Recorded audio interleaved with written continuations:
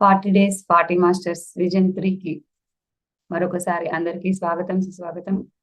ఈరోజు 23వ రోజుకు చేరుకున్నాం. ఈరోజు మనకి వచ్చారు తమ జ్ఞానాన్ని, తమ అనుభవాన్ని పంచుకోవడానికి చంద్రశేఖర్ గారు విజయవాడ నుంచి. చంద్రశేఖర్ గారు 2007లో ధ్యానంలోకి వచ్చినప్పటి నుంచి ధ్యాన ప్రచారం చేస్తూ వివిధ విభాగాలలో PSSMలో ఉన్న విభాగాలలో తమ సేవలు అందిస్తున్నారు. పిరమిడ్ పత్రిజీ కోసం ఆయన ఎంతో చేశారు. PMC కోసం కానివ్వండి, PMC మార్కెటింగ్ లో పనిచేస్తున్నారు. ఎన్నో పిరమిడ్ పార్టీ ఆఫ్ ఇండియాలో కానివ్వండి ఎంతో సేవ చేస్తున్నారు. ఈరోజు వారి యొక్క అమూల్యమైన జ్ఞానాన్ని తీసుకుందాం. వెల్కమ్ సార్, నమస్తే అండి. అన్మ్యూట్ చేసుకోండి, మ్యూట్ లో ఉన్నారు.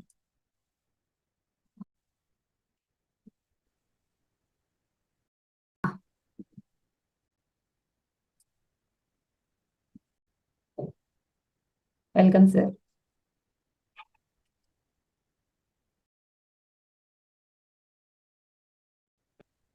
పత్రిజీ మాటనే వేదవాక్కుగా భావించి ఎన్నో కార్యక్రమాల్లో తమదైన పాత్ర పోషిస్తున్నారు. పత్రిజీతో వెళ్ళిన ఆ సందర్శించిన ప్రదేశాలను చూసి ఆయన కూడా అందరికీ ఆ ప్రదేశాలలో శక్తిని, దాని ద్వారా అక్కడ ధ్యాన సాధన చేసుకుంటే జరిగే ఆ లాభాలు అందరూ పొందాలని పత్రిజీ టూర్స్ అండ్ ట్రావెల్స్ ద్వారా ఇప్పుడు ఎంతో మందిని టూర్స్ కు తీసుకువెళ్తున్నారు. ఈ రోజు వారి యొక్క జ్ఞానాన్ని మనం తీసుకుందాం. చంద్రశేఖర్ గారు, మీరు మాట్లాడేది వినిపించట్లేదండి నాకు.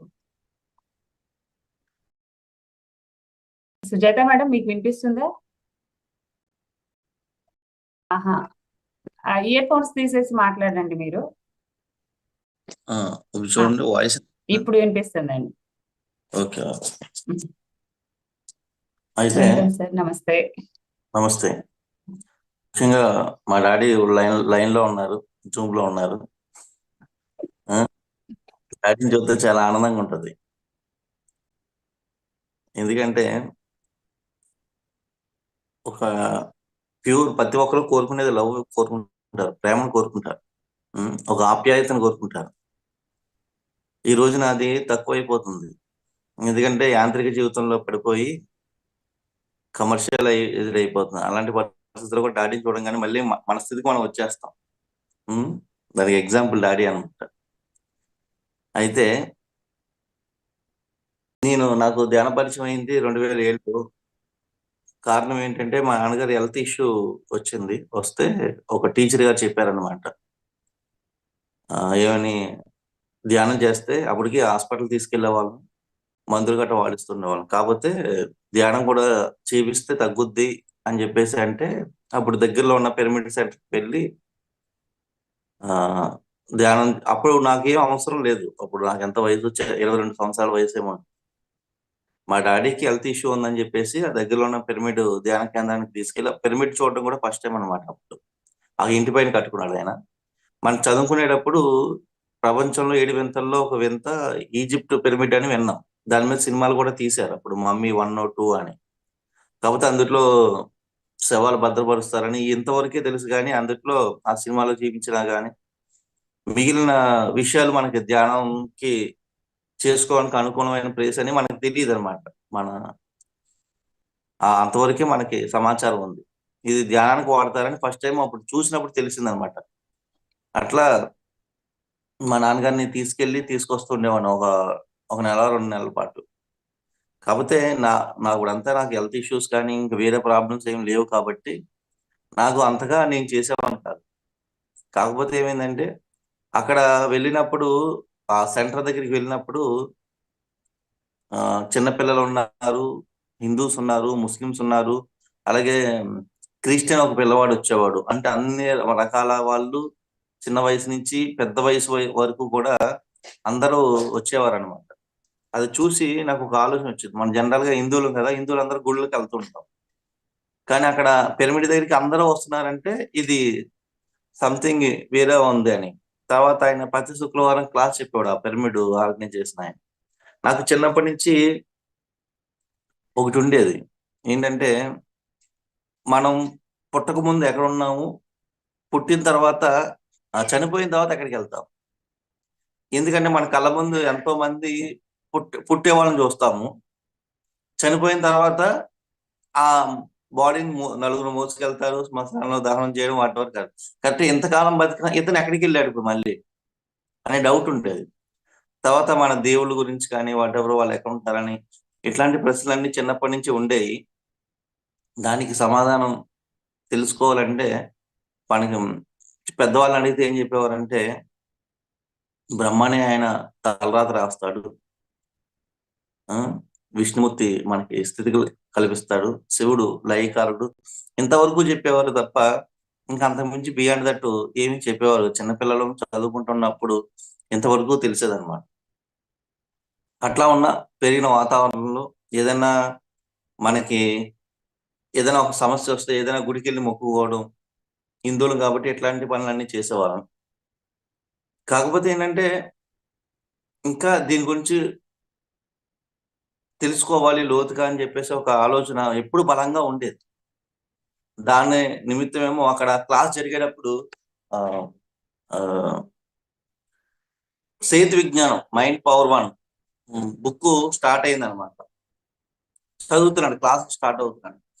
అప్పుడు ఫస్ట్ నేను విన్నది ఏమిటి అంటే, ఈ భూమి అనేది ఒక పాఠశాల, ఇక్కడికి ఏదో బతుకు జీవుడా అంటూ నువ్వు రాలేదు, తల్లిదండ్రులను ఆశ్రయించి ఈ యొక్క భౌతిక తలంలో ఈ భౌతిక సంపదను అనుభవించడానికి ఆ ఫ్రీక్వెన్సీ సరిపడా ఈ శరీరాన్ని తీసుకుని నువ్వు వచ్చావు. కొంతకాలం ఇక్కడ జీవించి ఆ అనుభవ సారాన్ని మూట కట్టుకుని నువ్వు మళ్ళీ వెళ్తావు భూమి నుంచి అని చెప్పేసి మొట్టమొదటిగా నాకు చెవిలో పడింది. ఇదేదో అంటే ప్రతి భూమి మీదకి వచ్చిన ప్రతి పిల్లవాడు, ప్రతి ఒక్క వ్యక్తి ఒక విద్యార్థి, స్టూడెంట్ అనమాట అనేది చెప్పారు. అంటే స్కూల్కి వెళ్ళిన విద్యార్థులు పాఠాలు ఏ విధంగా నేర్చుకుంటారో అలాగే భూమి మీదకి వచ్చిన వాళ్ళు ప్రతి ఒక్కరు కూడా అనుభవాలు సంపాదించుకోవడం కోసం ఇక్కడికి వస్తారు, ఆ జ్ఞానాన్ని తీసుకుని వెళ్తారని సేతు మైండ్ పవర్ 1 బుక్ లో చెప్పినప్పుడు నాకు థియరిటికల్ గా ఇన్ఫర్మేషన్ వచ్చింది. అప్పుడు అది ఓకే, మన థియరిటికల్ గా విన్నది మన అనుభవంలోకి వస్తే కానీ మన అది నమ్మం కదా ప్రతి ఒక్క వ్యక్తి కూడా. అట్లాంటి పరిస్థితుల్లో అక్కడ ఉన్న పిల్లలతో నేను కూడా సాధన చేయడం మొదలు పెట్టాను అనమాట. అప్పుడు ఇంతవరకు నాన్ వెజ్ తినడం ఎన్ని సర్వసాధారణమే. అలా ఉన్న నేను ఒకనొక టైంలో ఒక ఆదివారం నాకు బ్రేక్ పాయింట్ ఎక్కడంటే, ఒకనొక సండే నాకు ధ్యానం తెలిసిన ఒక 4 రోజులకి ఏమో ఒకనొక సండే పొద్దు నుంచి టీవీ చూస్తూ చూస్తూ మామయ్య గారి ఇంట్లో బోర్ కొట్టి సాయంత్రంకి వెళ్ళి ఒక పిరమిడ్ లోకి వెళ్ళి ధ్యానం చేసుకుందాం అనుకున్నాను. ఆలోచన వచ్చింది, తడువు వెళ్ళి పిరమిడ్ లోకి వెళ్ళి 1 గంట కూర్చొని సాధన చేశాను ఒక సీనియర్ పిరమిడ్ మాస్టర్తో. అంతే. అక్కడ మధ్యాహ్నం కూడా నేను చికెన్ తోనే భోజనం చేశాను. అప్పటి దాకా కూడా అక్కడ ఏంటంటే మా సెంటర్ లో కొత్తగా వచ్చిన వాళ్ళకి మాంసం తినకూడదని కానీ ఈ గుల్లల గురించి కానీ ఇవన్నీ చెప్తే పారిపోతారని చెప్పేసి కొంతకాలం చెప్పేవాళ్ళు కాదు. రెగ్యులర్ గా వస్తుంటే వాళ్ళు మార్పు వచ్చి ఆటోమేటిక్ గా వాళ్ళే చేంజ్ అవుతారులే, నిదానంగా చెప్పుకోవచ్చులే అని. కానీ ఎవరు కూడా ఈ సొసైటీ గురించి కానీ నాకు లోకల్ గా ఒక వ్యవస్థ ఉంది కానీ దీనికి ఒక ఫౌండర్ ఉన్నారు కానీ వాటెవర్ ఏమీ తెలియదు అనమాట. ఆ పిరమిడ్ వెళ్ళి రావడం అంతవరకు తెలుసు నాకు. అట్లాంటిది ఒక 1 అవర్ ధ్యానం చేసిన తర్వాత నాలో ఏదో తెలియని ఒక శక్తి ఆవహించినట్టు అయింది 1 అవర్ మెడిటేషన్ తర్వాత. అది నా పర్సనల్ ఎక్స్పీరియన్స్ అనమాట. ఆ శక్తి ఆవహించిన తర్వాత ఎందుకో నీకు తెలియని వ్యక్తిని కూడా నేను ఒక స్తబ్దతకు గురయ్యాను. అంతా మౌనం అయిపోయాను, నేను నోటంటే మాట రావట్లేదు. అలాగే ఇంటికి వెళ్ళాను. ఇంటికి వెళ్తే మా అమ్మగారు భోజనం పెడుతున్నప్పుడు మధ్యాహ్నం వండిందే నైట్ కూడా పెడతారు కదా, ఆ రోజు నాన్ వెజ్ కర్రీ సండే అనేపాటికి అది చూశాను, ఆ ముక్కలు చూశాను.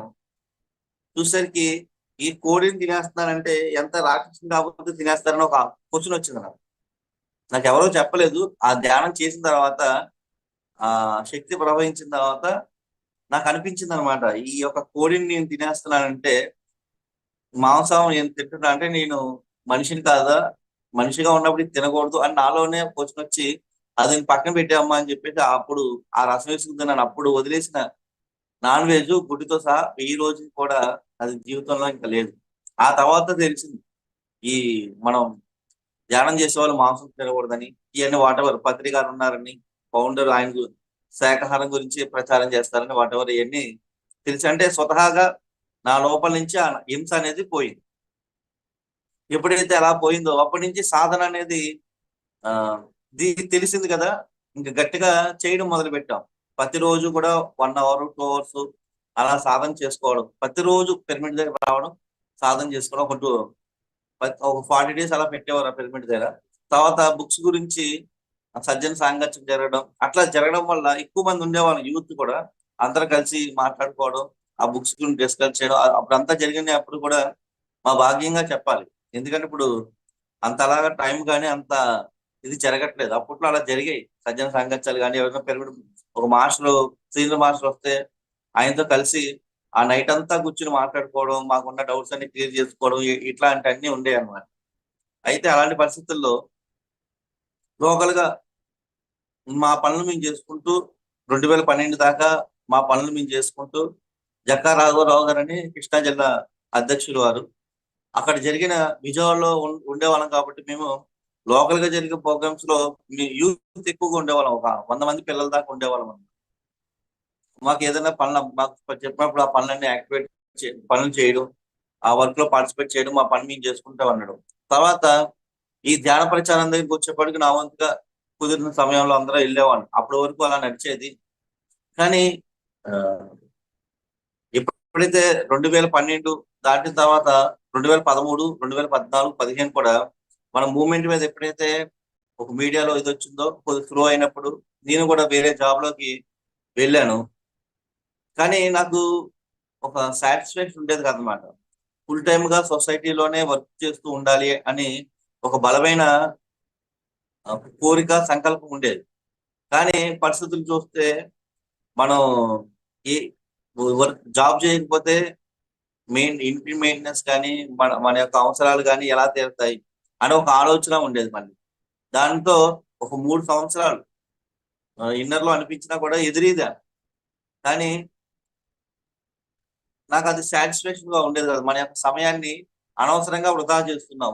మనం ఎక్కడ ఉండాలో అక్కడ ఉండి పని చేయకుండా వేరే చోట ఉండడం వల్ల మన మన ద్వారా జరగాల్సిన పనులు అది మిస్ అవుతున్నాయని ఇందరిలో నాకు ఎప్పుడు కూడా బలమైన ఇది ఉండేది. అప్పటికి కూడా మనం ఎప్పుడు కూడా మన చుట్టూతో ఉన్న పరిస్థితులు అంచనా వేసుకుని మనం స్టెప్స్ వేస్తూ ఉంటాం. కానీ ఇన్నర్ లో వచ్చే మనకి ఇన్స్టిట్యూషన్ కి ఇక్కడ ఉన్న దానికి 2 పొంతలు ఉండేవి కాదు. మనిషి ఎప్పుడు కూడా ఆ మన చుట్టూతో ఉన్న పరిస్థితులు, మనకు స్నేహితులు ఇచ్చిన సలహాల మీద, సమాజం నేర్పిన జ్ఞానం ప్రకారం జీవిస్తుంటాం. కానీ బియాండ్ దట్ కనుక మనం వెళ్ళిపోయినట్లయితే, లోపల వాడి మాట మేము తూచా తప్పకుండా మనం పాటించినట్లయితే దాని జరిగే పరిణామం తర్వాత వచ్చే ఫలితాలు కూడా చాలా అద్భుతంగా కొంత మన ఊహకు కూడా అందదు. కాకపోతే మనం ఎంతసేపటికి కూడా మన చుట్టూతో ఉన్న బౌండరీ గీసుకుని కొంత ఉంటాము. ఆడి మధ్యన జీవించడానికి ఎక్కువ ఇష్టపడుతుంటాం. ఎందుకంటే మన మైండ్ కూడా అంతకుమించి దాటి వెళ్ళదు. కానీ బియాండ్ దాటి వెళ్ళగలిగితే అది చూపించే ఫలితాలు చూసినప్పుడు ఇంకెంత ముందుకు వెళ్ళాలనేది మనకు అర్థమవుతూ ఉంటుంది. అట్లా నాకు 2015లో అంటే 2014 ఒక పెద్ద మేజర్ యాక్సిడెంట్ జరిగింది. యాక్సిడెంట్ జరిగినప్పుడు చాలా స్పాట్ లో నేను చనిపోవాలన్నమాట. కానీ ఆ యాక్సిడెంట్ జరిగిన 1 year కి జాబ్ మానేయాల్సిన పరిస్థితి వచ్చింది. అప్పుడు నేను అనుకున్నాను అనమాట, ఏదైతే అయింది మనం దానిలోంచి బయటకు వచ్చేసి ఇంకోటి ఏదైనా వర్క్ చేసుకుందాం, ఇక్కడ మాత్రం ఉండడానికి వీల్లేదని అనిపించింది నాకు. అప్పటి నుంచి బుద్ధ పౌర్ణమి అనుకుంటా 2015. ఆ తర్వాత నేను జాబ్ మానేసి కొంతకాలం పత్రికతో పాటు తెలిసిన ఫ్రెండ్స్ తో పాటు మూవ్మెంట్ లోనే తిరిగాను. అసలు మన మూవ్మెంట్ గురించి మనం అర్థం చేసుకోవాలి, మనం ఏంటి అసలు వాటెవర్ అని లోతుగా విశ్లేషణ చేయాలని చెప్పేసి మనకు అవగాహన ఉండాలి కదా అని పత్రికతో పాటు ఒక 1 year పాటు తిరిగాను అనమాట. అప్పుడు లక్కీగా నాకు ఇద్దరు ఫ్రెండ్స్ ఉండడం వల్ల, వాళ్ళకి కార్లు ఉండడం వల్ల, పత్రిక పిఏ శివప్ప గారు కానీ, నంద గారు కానీ వీళ్ళందరూ పరిచయం ఉండడం వల్ల, కేసరాజు గారు వీళ్ళతో కలిసి తిరగడం, సాంగత్యంలో ఉండడం, పత్రికలతో పాటు నెలకి 15 రోజులు 20 రోజులు ట్రావెల్ చేయడం వల్ల ఆ 2016 సంవత్సరం అంతా కూడా నాకు ఆ అదృష్టం దక్కింది. దానివల్ల నెమ్మదిగా ఒక్కోటి అర్థమయ్యి, ఓహో! అంటే మనకి తెలియని జీవితం ఎప్పుడూ కూడా ఉంటది. జీవితంలో మనిషికి మనం కొంతవరకు ఊహిస్తూ ఉంటాం, కొంతవరకు ఆలోచిస్తుంటాం. మనకు తెలియని జీవితం ఎప్పుడూ ఉంటది. అది తెలుసుకోవాలంటే మన యొక్క బౌండరీ దాటి ఇంకొక స్టెప్స్ మనం ఇంకొక అడుగు ముందుకు వెళ్ళినప్పుడు అది ఒక్కోటి తెలుస్తుంది. అంటే ఎప్పుడు కూడా ఒకటో మెట్టు నుంచి 100వ మెట్టుకి వెళ్ళాలంటే ఒకేసారి 100వ మెట్టు గురించి తెలియదు. ఒక్కొక్క మెట్టు ఎక్కుంటూ వెళ్తేనే 100వ మెట్టుకి ఏదో ఒక రోజు చేరుకుంటాం. అట్లాగే మనకి తెలియని జీవితం, మన ద్వారా జరగాల్సిన పనులు అది మనకి తెలియాలి అంటే ఫస్ట్ స్టెప్ స్టార్ట్ చేసినప్పుడు, రెండో స్టెప్కి వెళ్తున్నప్పుడు నీ యొక్క అవగాహన, నీ యొక్క ఆలోచన విధానం అన్ని కూడా మారుతూ వస్తాయి. తద్వారా మనం కూడా సస్టైన్ అవ్వాలి కదా. మనం కూడా మనకు కావాల్సిన అవసరాలు అన్ని తీరాలన్నప్పుడు దానికి వేరే రూట్స్ ద్వారా మనం తీర్చుకునే అవకాశాలు అంటే అన్ని అంటూ ఉంటారు. ఏమంటే నువ్వు నేచర్ కి సరెండర్ అవ్వాలి. ఆ ప్రకృతి నీ ద్వారా ఏ పనులు చేసుకోవాలో అది చేసుకుంటుంది అని అందరికీ థియరిటిగా తెలుసు. కానీ మనం సరెండర్ అవ్వడానికి మన పరిస్థితుల్లో అడ్డంకులు వస్తాయి. మన ఆలోచన దాటి ముందుకు వెళ్ళలేం. కానీ అది మనం ధైర్యంగా కనుక మనం స్టెప్ తీసుకోగలిగితే మనకి ఇవ్వాల్సిన అవకాశాలు కానీ, మన ద్వారా చేయాల్సిన పనులు కానీ అది ఆటోమేటిక్ గా అంటే కొంతకాలం ఉంటది. 1 year 6 months ఉంటది. ప్రతిదీ కూడా స్ట్రగుల్ లేకుండా ఎవరి జీవితం ఉండదు కదా. చరిత్ర చూసుకుంటే స్ట్రగుల్ పడ్డ వాళ్ళే దాని నుంచి ముందుకు వెళ్ళిన వాళ్ళే. పత్రి గారి జీవితం కూడా తీసుకుంటే ఒక 10 years పాటు ఆయన చాలా సో మెనీ స్ట్రగుల్స్ పడ్డారు. ఎవరు కూడా మా ఇంటికి రండి, మా ఇంట్లో ఉండండి అన్న రోజులు లేవు. కానీ ఇప్పుడు మా ఇంటికి రండి అనేవారు, చెప్పేవారు పత్రిక పర్సనల్ గా. అంటే ఆ రోజున ఆయన అంత కష్టపడ్డారు కాబట్టి ఈ రోజు మనం ఈ ప్లాట్ఫామ్ మీద మనం కలుసుకోగలిగాం. ప్రతి ఒక్కరి జీవితంలో ఉంటది. ప్రతి ఒక్కరు స్టార్టింగ్ డేసే గుర్తించరు ఎవరు ఏ వ్యక్తిలో ఉన్న టాలెంట్ కానీ, ఏ వ్యక్తిలో ఉన్న ఆ గొప్పతనాన్ని కానీ గుర్తించి ముందుకు తీసుకెళ్ళరు. తర్వాత రాను రాను అతని యొక్క వర్క్ బట్టి కానీ, అతని యొక్క మాటలు బట్టి కానీ, అతని యొక్క జ్ఞానాన్ని బట్టి కానీ ముందుకు తీసుకెళ్తూ ఉంటారు. అట్లాగే నాకు కూడా ఆ 2016 అంతా అలా తిరగాం. తర్వాత ఆ ఏం చేయాలి, ఇంకా ఖాళీగా ఉన్నాం కదా, మనం ఏం చేయాలి అని అన్నప్పుడు నాకు ఇన్నర్లోంచి ఏమని ఇంట్యూషన్ చెప్పిందంటే, ఆ నువ్వు వెయిట్ చేయి, నీకు తగ్గ నువ్వు చేయాల్సిన వర్క్ వస్తుంది అని చెప్పేసి నాకు అనిపించింది అనమాట. అప్పుడే పిఎంసి అనేది, అంటే మన పిఎంసి ఛానల్ అనేది పెట్టాలని ఒక ఆలోచనలో ఉన్నారు. 2017 డిసెంబర్లో అది రిజిస్ట్రేషన్ అయింది. 2018 ఆగస్టులో అది ఫుల్ ఫ్లెడ్జ్డ్ గా యూట్యూబ్ ఛానల్ గా పెట్టారు. దానికి దానికి ముందే 1 year ముందే నాకు కారు కొనుక్కోవాలని చెప్పేసి నాకు ఒక ఆలోచన వచ్చింది.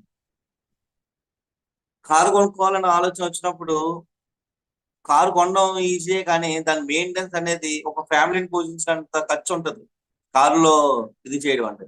అది ఆలోచించి చాలా కాలం దాన్ని వెనక్కి పెట్టాను.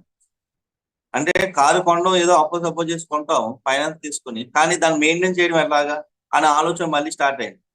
అప్పుడు ఇంకొక ఆలోచన ఏమొచ్చిందంటే, వచ్చేదాన్ని ఎందుకు మనం ఆపాలి, వస్తుంది కదా రాని అని చెప్పేసి అట్లాగే వచ్చింది. ఆ వచ్చిన మరుక్షణమే ఒక 6 నెలలేమో మళ్ళీ మూమెంట్ లో తిరిగిన తర్వాత నందా గారు వీళ్ళు పిలిచి, నువ్వు మార్కెటింగ్ లో పిఎంసి కావాల్సిన రెవెన్యూని జనరేట్ చేయడానికి నీకు ఎలాగో కారు ఉంది కదా, మొత్తం మూమెంట్ అంతా తిరిగి దానికి కావాల్సిన ఫండ్స్ తీసుకురావచ్చు కదా అన్నారు. అప్పుడు స్టార్ట్ అయిన నా వర్క్ ఇప్పుడు వరకు కూడా అదే కారుతో సుమారు 120,000 కిలోమీటర్లు తిరిగి ఉంటాడు ఈ యొక్క 7 సంవత్సరాల్లో. తిరిగి దానికి కావాల్సిన ఫండింగ్ తీసుకురావడం కానీ ఎంతో వర్క్ చేసాం అనమాట ఆ సమయంలో. ఇప్పుడు కాదు కానీ సెకండ్ టైం దాన్ని సపోర్ట్ చేయడం కోసం చేసినప్పుడు నంద గారు, నవకాంత్, ఆనంద్ ముగ్గురు ఒక టీమ్ గా తిరిగితే నేను ఒక్కనే ఒక టీమ్ గా తిరిగి, వాళ్ళ ముగ్గురు కొంత తెస్తే నేను కొంత భాగం తెచ్చి ఆ టైంలో యూట్యూబ్ ఛానల్ కూడా అంటే శాటిలైట్ ఛానల్ అయింది, దీని గురించి అందరికీ తెలిసింది. అప్పుడు యూట్యూబ్ ఛానల్ గా ఉన్నదాన్ని దీని మీద డబ్బులు పెట్టడానికి అంత నమ్మకం కానీ అంత విశ్వాసం కానీ ఉండేది కాదు. మేమే వెళ్ళి చెప్పి దాన్ని మోటివేట్ చేసి అలా తీసుకొచ్చాం ఆ రోజుల్లో. అందుకని ఆ రోజున అలా నిలబడింది. ఆ తర్వాత ఎంతో వర్క్ చేస్తూ, ఎందుకంటే ఒక సాటిస్ఫాక్షన్ కూడా వచ్చింది మాకు. ఎందుకంటే ఈ ఛానల్ చూసి కరోనా టైంలో చాలా మంది భయంతో బిక్కు ఉన్న వాళ్ళు మీ ఛానల్ చూసి ధైర్యం తెచ్చుకున్నాము, ఎందుకంటే చనిపోతామని ఎలాగో తెలుసు, కానీ భయంతో మాత్రం చావు. మీ ఛానల్ మాకు చాలా ధైర్యాన్ని చెప్పింది అన్నప్పుడు, పర్సనల్ గా మా ఫోన్ కాల్స్ వచ్చినప్పుడు చాలా ఆనందం అనిపించింది.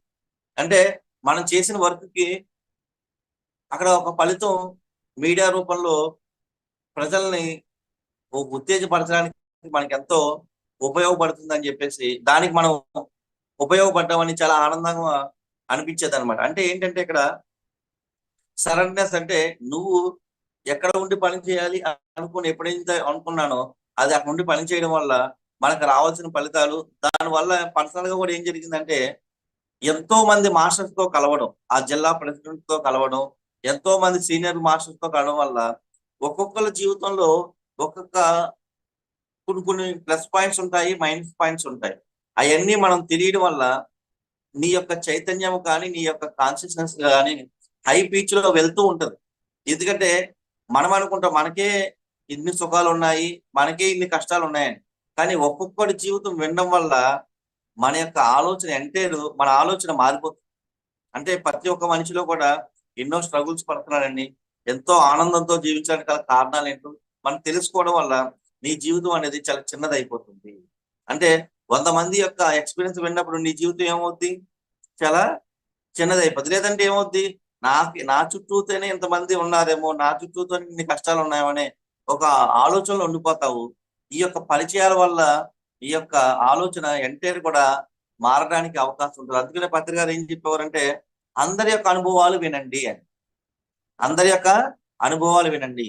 ధ్యానమా చక్రంలో మీరు వచ్చిన వాళ్ళతో కాకుండా వేరే వాళ్ళు చాలా మంది ఊళ్ళ నుంచి వచ్చారు, వాళ్ళతో వెళ్ళి మాట్లాడండి అని ఎప్పుడు సమయాన్ని ఆ విధంగా ఉపయోగించుకోండి అని చెప్పేవారు. కానీ మనం ఏం చేసేవాళ్ళమే, మనకు తెలిసిన వైజాగ్ నుంచి వచ్చారనుకో వైజాగ్ వాళ్ళతోనే తిరుగుతుంటారు. శ్రీకాకుళం నుంచి వస్తే శ్రీకాకుళం వాళ్ళతోనే తిరుగుతుంటారు. ఆ విజయవాడ నుంచి వస్తే విజయవాడ నుంచి ఆ 40 మందో 50 మందో వస్తుంటారు. ఒక బస్సు వేసుకున్నాం ఇంకోటి ఇంకోటి. ఇప్పుడు అక్కడ ఉన్నా వాళ్ళే ఉంటారు, ఇక్కడ ఉన్నా వీళ్ళే ఉంటారు. కానీ పత్రికలు ప్రతిరోజు అదే స్టేజ్ మీద చెప్పేవారు, మీరు మీ వాళ్ళతో ఈ 10 రోజులు ఉండద్దు, వేరే వాళ్ళతో కలిసి ఉండండి, వాళ్ళతో కలిసి టైం స్పెండ్ చేయండి, వాళ్ళతో కలిసి భోజనం చేయండి అని స్నేహాన్ని పెంచుకోండి. ఇదంతా మూమెంట్ అంతా క్రియేట్ చేసిందంతా కూడా ఏంటి? పత్రికారు ఒక స్నేహం అనే మైత్రీ తత్వం ద్వారా అతను ఎంత క్రియేట్ చేశారు, జేబులో డబ్బులు లేకపోయినా.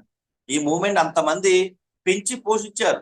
వాళ్ళ యొక్క సమయాన్ని పెట్టి పత్రికారి యొక్క గొప్పతనం ఏంటంటే, ఆ ఈ మూమెంట్ ఒక స్నేహం, ఒక మిత్రత్వం మీద మాత్రమే నడుస్తుంది, డబ్బు మీద కాదు నడిచేది.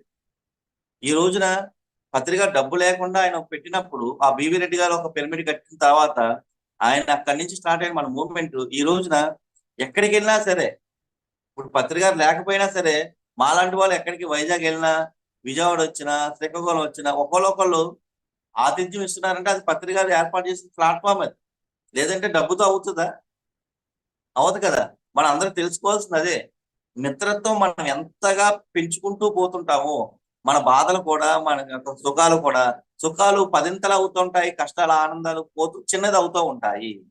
అంటే మనకి ఆనంద స్థితిలో మనం వెళ్తూ ఉంటాము, మన బాధలు అనేది తగ్గిపోతూ ఉంటాయి. లేకపోతే మనము మన వాళ్ళతో ఉన్నంతసేపు కూడా అవి ఎప్పుడు పెద్ద భూతత్వంలో పెట్టినట్టే ఉంటాయి అనేది పత్రికారు ఎప్పుడు చెప్పేవారు స్టేజ్ మీద. మీరు మీ వాళ్ళతో కాకుండా వేరే వాళ్ళతో వచ్చారు, వాళ్ళతో వెళ్ళి టైం స్పెండ్ చేయండి, వాళ్ళతో మాట్లాడండి అని ఎప్పుడు చెప్తుండేవారు. అట్లాగే నా భాగం ఏంటంటే, ఈ ఎంటైర్ మూమెంట్ లో చాలా మంది సీనియర్ మాస్టర్ తో కలిసి ట్రావెల్ చేశాము, వాళ్ళ దగ్గరికి వెళ్ళి మాట్లాడాము. దానివల్ల ఏంటంటే చాలా ప్లస్ పాయింట్స్ ఏంటి, మైనస్ పాయింట్స్ ఏంటి, జీవితంలో ఎలా చేయడం వల్ల అనేది. ఎందుకంటే మేము చిన్న వయసులో వచ్చాం కాబట్టి, ఇంకా 3 అంతుల జీవితం ఇంకా ఉంది కాబట్టి మాకు చాలా అవకాశం ఉండిందనమాట. అట్లా ఎందుకంటే తెలుసుకోవాలి ప్రతి విషయాన్ని కూడా. మనం ఒక కోణంలో ఆలోచిస్తుంటాము, వేరే వ్యక్తి ఇంకో కోణంలో ఆలోచిస్తూ ఉంటాడు. మనం తెలుసుకోవాలి.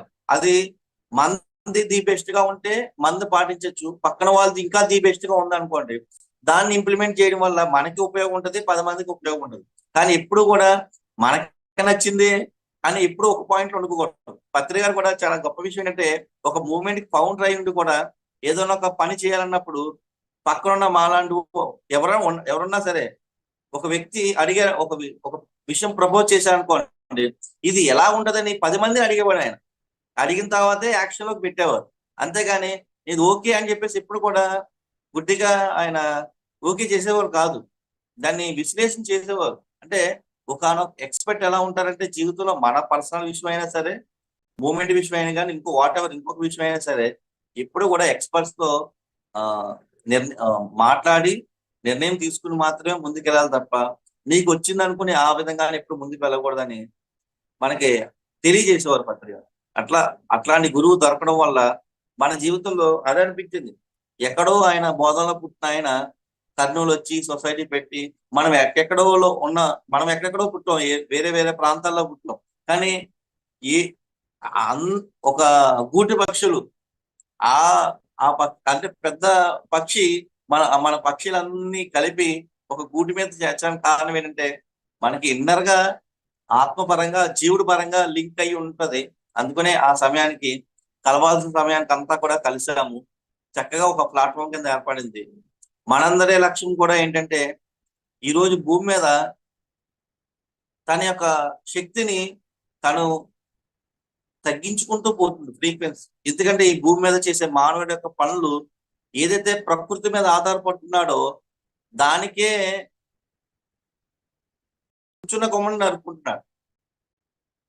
ఏం చేస్తున్నాడంటే నువ్వు దేని మీద అయితే ఆధారపడుతున్నావో, దేని మీద అయితే ఆధారపడి జీవించాలో దాన్నే నాశనం చేసే పనిగా అభివృద్ధి అయ్యాము అనుకుని చెప్పేసి ముందుకు వెళ్ళడం మానేసి, ఆ ప్రకృతికి డెవలప్ చేయడం మానేసి ఉన్నదాన్ని నాశనం చేసే పనిలో పడ్డాడు. దానికోసం పత్రిక గారు ఏం చెప్పారంటే ముందు మనిషి హింస చేస్తున్నాడు, ఆ హింసని కనుక మనం తీసేయగలిగితే, ప్రతి ఒక్కరు కూడా హింసా ప్రభుత్వం నుంచి అహింసా మార్గంలోకి రాగలిగితే, నెక్స్ట్ ప్రకృతి నుంచి వచ్చే వనరులు ఏదైతే ఉన్నాయో అవి పాడు చేయకుండా ఉంటే, నెక్స్ట్ రానున్న తరాలకి మనం ఇచ్చే ఆస్తులుగా ఉంటే వాళ్ళకి మనం ఏమి చేయాల్సిన పని లేదు. ఉన్నదాన్ని పాడు చేయకుండా ఉంటే చాలు. ఎంతమంది మనం ఆ విధంగా ఉంటున్నాము? మనం అభివృద్ధి అనే పేరుతో భూమిని నాశనం చేయడానికి ఉన్నాం తప్ప దాన్ని బాగు చేసే విధంగా మనం లేవు. ఇది ఎవరు చెప్పినా సరే మనం బతకాలి కదా అంటారు. ప్రతి ఒక్కరు కూడా మనం జీవించాలి కదా అనే అంటే ఎప్పుడు కూడా సమర్థించుకునే విషయంగా మాట్లాడతాడు తప్ప నీ భూమి నీ యొక్క సొంతమే కాదు, మిగిలిన కొన్ని లక్షల జీవరాశులు ఉన్నాయి, అవి కూడా బతకాలి కదా, అవి కూడా ఆక్సిజన్ పీల్చుకోవాలి కదా. మరి నువ్వు గాలిని పొల్యూట్ చేసి, నీళ్ళని పొల్యూట్ చేసి, ఉన్న భూమిని పొల్యూట్ చేస్తే రేపొద్దున ఏం తింటావు, ఏం పీల్చుకుని బతుకుతావు అనే ఆలోచన మనకి కలిగించారు పత్రిక గారు. అవునా కదా? ఒక ధ్యానమే కాదు, మనకి బాధ్యత తెలియజేశారు. మనమేంటి, మనం ఉన్నంత కాలం భూమికి కావాల్సిన ఏం చేయాలి అనే ఒక బాధ్యత ఎవరి కాళ్ళు చెప్పకుండానే చెప్పినట్టు చేశారు. అందుకోసమే మన యొక్క మూమెంట్ లో అందరూ కూడా సుమారు పత్రిక ప్రభావం వల్ల 1 కోటి మంది పైనే మాంసం తినే వాళ్ళ దగ్గర నుంచి అహింసా మార్గంలోకి వచ్చారు. ఈ 1 కోటి మంది ఏం చేయాలి? మన యొక్క అందరి కర్తవ్యం ఏంటి? ఈ సౌత్ ఇండియాలో ఏంటంటే సుమారు 98% మాంసం తినే వాళ్ళు ఉన్నారు. అంతా 98%. 2% మాత్రమే వెజిటేరియన్స్ ఉన్నారు, పిండితే గట్టిగా సర్వే చేస్తే. కానీ నార్త్ ఇండియాలో ఇంకా ఎక్కువ ఉన్నారు వెజిటేరియన్స్ సంఖ్య. 60, 40, 70, 30 అలా ఉన్నారు.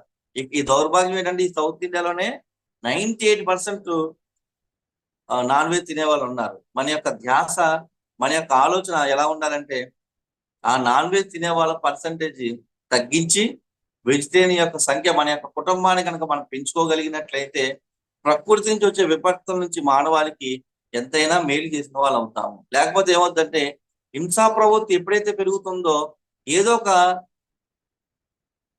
విపత్తుకి మానవుడు గురి కావాల్సిన పరిస్థితి ఉంటుంది. అది మనం ఎప్పుడు దృష్టిలో పెట్టుకోవాలి. అందుకోసం మన యొక్క సమయాన్ని, మన యొక్క ధ్యాసని, మన యొక్క వనరుల్ని ఏదైతే ఉందో ఈ హింసను తగ్గించే విధంగా మన నిరంతరం కనుక మనం పని చేయగలిగినట్లయితే అది ఏదో ఒక రోజుకి సఫలీకృతం అవుతుంది. ఎందుకంటే పత్రికలు బయలుదేరినప్పుడు అందరూ మాంసం తినే వాళ్ళ దగ్గరికి వచ్చే కదా మాంసం మాన్పించాడు. శాకాహారుల దగ్గరికి వచ్చి కాదు కదా మాన్పించింది. అందరూ మాంసం తినే వాళ్ళ దగ్గరికి వచ్చి మాంసాన్ని మాన్పించారు. అది దృష్టిలో పెట్టుకుని మనం కూడా మన యొక్క అందుకనే మా యొక్క సమయాన్ని కూడా ఎందుకు అనిపించిందంటే నువ్వు చేయాల్సిన వర్క్ నువ్వు చేయకుండా వేరే ఎక్కడో ఉంటే నీ ఇంతటి జ్ఞానాన్ని తెలుసుకుని ఏమి ఉపయోగం ఉంటుంది? తెలిసిన వాడికి తెలియని వాడికి ఇద్దరిని తీసుకుంటే జ్ఞానం తెలిసినోడు ఒకే విధంగా ఉన్నాడు, జ్ఞానం తెలియనివాడు ఒకే విధంగా ఉన్నప్పుడు ఏమి ఉపయోగం ఉంటుంది ఇతనికి తెలిసి, ఆ జ్ఞానం తెలిసి? అందుకోసం నాకు అదే అనిపించింది. మన యొక్క జ్ఞానం ఎంతైతే తెలుస్తుందో ఆ మేర, ఆ పరిధి వరకు ప్రతివాడు జీవిస్తూ ఉంటాడు. కానీ ఇంకొంతగా మనకు తెలిసిన జ్ఞానాన్ని ప్రాక్టికల్ గా తెలియాలంటే ఒక స్టెప్ ముందు తీసుకోవాలి ప్రతి ఒక్క వ్యక్తి. ఆ స్టెప్ ఏం చేస్తుందంటే ఇంకొక స్టెప్ ముందు తీసుకెళ్తుంది, ఆ స్టెప్ ఇంకొక ముందు తీసుకెళ్తుంది. ఏదో టయానికి నీవు అనుకున్న జీవితం, నీ యొక్క జీవిత జన్మ సార్థకం అవ్వడానికి ఏదో ఒక వయసులో అది నీకు నెరవేరుతుంది అనేది నాకు చాలా అనుభవపూర్వకంగా జరిగింది.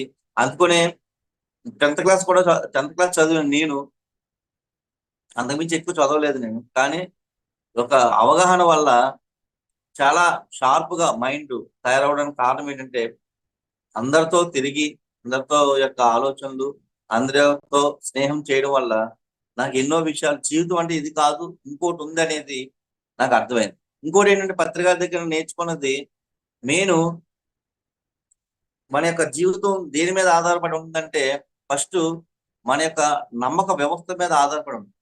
నీ యొక్క నమ్మకాలు ఏ విధంగా ఉంటాయో నీ జీవితం ఆ విధంగానే ముందుకు వెళ్తుంది. మూలం సరి చేయకుండా జీవితం సరి అయిపోవాలంటే ఎక్కడ కుదురుద్ది? అంటే ఇక్కడ ఏంటంటే నీ జీవితంలో కొత్తతనం రావాలంటే కొత్త నమ్మకం యాడ్ అవ్వాలి. ఇక్కడ పాత నమ్మకాలతో ఉంటే నీ జీవితం కొత్త నమ్మకం ఎలా ఉంటది? కొత్తదనం ఏ విధంగా ముందుకెళ్తుంది? మరి కొత్తది యాడ్ చేసుకోవాలంటే అంత తొందరగా సాహసం చేయదు మైండ్. దానికి నువ్వెంతో ధైర్యంతో ముందుకు వెళ్ళాలి. అంటే కొంతమందిని గమనించాలి, నువ్వే కాదు ఇంకా నీతో పాటు జీవిస్తున్న వాళ్ళని గమనించాలి. ఎప్పుడు కూడా మన జీవితం కొత్త పందాలో వెళ్ళాలి అంటే నీ యొక్క నమ్మక వ్యవస్థలో కొత్త నమ్మకాలు యాడ్ అవుతూ ఉండాలి. అప్పుడు పాతవి పోతూ ఉంటాయి. అంటే సరికాని నమ్మకాలు ఉంటాయి కదా, అవి ఆటోమేటిక్ గా పోతూ ఉంటాయి. పాత నమ్మకాలన్నీ అలాగే భద్రపరుచుకుని కొత్త నమ్మకాలు ఉండమంటే ఉండవు. ఎప్పుడు కూడా గుర్తుపెట్టుకోండి, ఒకే వరలో 2 కత్తులు వెంబడవు. ఏదో ఒక కత్తి మాత్రమే ఉంటది, దాన్ని బట్టే నువ్వు పనులు చేస్తూ ఉంటావు. అప్పుడు ఏం చేయాలంటే ఈ యొక్క కాస్మిక్ ఎనర్జీ ద్వారా అపారమైన శక్తి నీ లోపలికి ఎంటర్ అయినప్పుడు పాత నమ్మకాల నుంచి ఆటోమేటిక్ గా నువ్వు బయటకు వచ్చేయడానికి కుదురుద్ది. అయినప్పుడు కూడా అది ఏదో మూల ఉండిపోతుంది. 99% పోయినా ఇంకా 1% ఉంటుంది కదా, అది మళ్ళీ 99% బలం పుంజుకోవడానికి దాని ప్రయత్నాలు అది చేస్తూ ఉంటుంది. అంటే నువ్వేంటంటే నువ్వు మనసు చెప్పిన నీ చేతిలో గాజు బొమ్మ ఏ విధంగా ఉంటుందో ఆ మనసు చేతులు నువ్వు అలా ఉంటావు. తను జాగ్రత్తగా ఏ విధంగా పట్టుకోవాలో నీ మనసు ఏం చేస్తుంటదంటే ఆ నమ్మకాల మధ్యన ఎప్పుడు ఉంచడానికి చూస్తుంది. అంటే మైండ్కి ఏంటంటే కొత్తదనం వైపు వెళ్దు, పాతదనం వైపు, పాత యొక్క వ్యవస్థలో ఉండడానికి చూస్తుంది. మనం అనుకుంటాం మనం చాలా కొత్తగా జీవిస్తూ ఉంటాం కదండి, నీ లోపల మాత్రం పాతదనమే ఉంది. ఆ టెంపరీగా మాత్రమే ఎంజాయ్ చేస్తూ ఉంటావు, పర్మనెంట్ గా ఉండదు. ఆ విషయాలు పర్మనెంట్ గా తీసుకో. అది నీ అంతటా నువ్వే నీ గురించి నువ్వు విశ్లేషణ చేసుకున్నప్పుడు మాత్రమే అర్థమవుతుంది. అది మనం ఎంతవరకు కూరుకుపోయామనే విషయం కూడా మనకు తెలియదు. అది ఎప్పుడు తెలుస్తుంది? మనకు ఒక 80 సంవత్సరాలు ఎప్పుడు వచ్చేసిన తర్వాత అప్పుడు అర్థం అవుతుంది మనం ఎంతవరకు కూరుకుపోయాము అనేది. ఆ తర్వాత బయటకు రావడానికి ఏమి ఉండదు అవకాశం, ఎందుకంటే అప్పటికే అయిపోయింది కదా 3 అంచెల జీవితం. నువ్వు మళ్ళీ కొత్తగా చేయడానికి ఏముంటది? మా అదృష్టం ఏంటంటే యూత్ గా ఉన్నప్పుడే, ఆ చిన్న వయసులో ఉన్నప్పుడే వచ్చేసాం కాబట్టి ఆ గుడ్డి నమ్మకాల నుంచి, ఆ మూఢ నమ్మకాల నుంచి బయటకు ఒక్కోటి మాకు కూడా చిన్నప్పటి నుంచి నూరు పోసేశారు. చిన్నప్పటి నుంచి నూరు పోసేశారు. అవి మళ్ళీ ఒక్కోసారి గుర్తు చేస్తూ ఉంటాయి. ఏదైనా అంటే ప్రతి ఒక్క మనిషికి కూడా ఏదైనా ఒక ప్రాబ్లం వచ్చినప్పుడు ఆ పాత వ్యవస్థ వచ్చేస్తుంటది. కొత్త వ్యవస్థను పెట్టడానికి సాహసం చేయము. అలాంటప్పుడే నీ యొక్క సాధన చేసుకోవాలి. గంటలు కూర్చుని సాధన చేసింది కానీ, ఆ బుక్స్ ద్వారా చదువుకున్న జ్ఞానం కానీ నీకు కొంత ఉపయోగపడి నిన్ను ముందు తీసుకెళ్ళడానికి అవకాశం ఉంటుంది. అంతే తప్ప నీ సెల్ఫ్ గా హోంవర్క్ చేయకుండా మాత్రం ఇది ఎవడో నేను నదిలో ఈదుతున్నవాడు ఎవడో చెయ్యవడు, ఎందుకంటే ఆడిని ముంచేస్తాడు వీడు వెళ్ళి. గుర్తుపెట్టుకోండి, నదిలో ఈదుతున్న మునిగిపోతున్న వాడు ఎవరికి చెయ్యవడు ఈత వచ్చినవాడు, ఎందుకంటే ఈడి తీసుకెళ్ళి ఆడిని ముంచేస్తాడు. ఆడిపోతాడు, ఈడిపోతాడు. అందుకని ఆడికి ఏదో తాడో ఏదో కర్రలిచ్చి లాగుతాడు. అవునా కదా? ఈ బుక్ కూడా అలాంటిదే, మనం చేసుకునే సాధన కూడా అలాంటిదే. నేను ఏదో విధంగా ఒడ్డు మీద తీసుకురావడం కోసం అట్లాంటి పనులు చేస్తుంటది. మనం తెలుసుకోవాల్సింది ఏంటి? మన హోంవర్క్ మనం చేసుకోవాలి. ఏదైనా ఒక మహానుభావుడు వచ్చినప్పుడు అతని కాళ్ళ మీద పడిపోతానో, అతని చుట్టూతో తిరుగుతానో మనకి వచ్చేసినట్లయితే ఈ భూమి మీదకి శ్రీకృష్ణుడు వారు వచ్చారు, బుద్ధ భగవానుడు వారు వచ్చారు, ఎంతో మంది మహానుభావులు వచ్చారు. అయినప్పటికీ కూడా ఆ ప్రజానికానికి ఎందుకు అవ్వలేదు, ఏమి రాలేదు, వాళ్ళున్న స్థితిలోకి వీళ్ళెందుకు వెళ్ళలేదు అని అంటే, ఎవరి హోంవర్క్ ఇక్కడ సంపాదించుకునే నాదుడు ఉన్నాడు తప్ప ఇచ్చే నాదుడు లేడు. గుర్తుపెట్టు. పత్రిక గారు కూడా మన మధ్య 40 సంవత్సరాలు తిరిగి వెళ్ళారు. మరి ఆ స్థితికి మనం ఓవర్కమ్ చేయగలిగామా? ఎందుకు చేయలేకపోతున్నాం? ఆయన చేసిన విధంగా మరి నువ్వు అడుగులు వేయకుండా ఆ స్థితి రావాలంటే ఎట్లా వస్తుంది? ఆయన ఎంత వర్క్ చేసి ఉంటాడు, ఎంత దాని వెనకాల గత జన్మ సంస్కార బలం ఎంత ఉండుంటది. అట్లాగే నీకు కూడా ఏంటి, అనేక జన్మలుగా నువ్వు చేస్తున్న హోంవర్క్ ఏదో ఒక జన్మలో సిద్ధిస్తుంది. ఈ జన్మలోనే సిద్ధించాలని రూల్ ఎక్కడ ఉండదు, గుర్తుపెట్టుకో. అది ఇప్పుడు నేను ఇంత చేస్తున్నానండి, నాకు ఈ జన్మలోనే వచ్చేయాలంటే రాదు. నువ్వు ఒక్కొక్క జన్మలో సంపాదించుకున్న జ్ఞానం అంతా, ఒక్కొక్క జన్మలో చేసుకున్నంత సంస్కార బలంగా ఉండి ఏదో ఒక జన్మలో నువ్వు అనుకున్నది సిద్ధించి తీరుతుంది.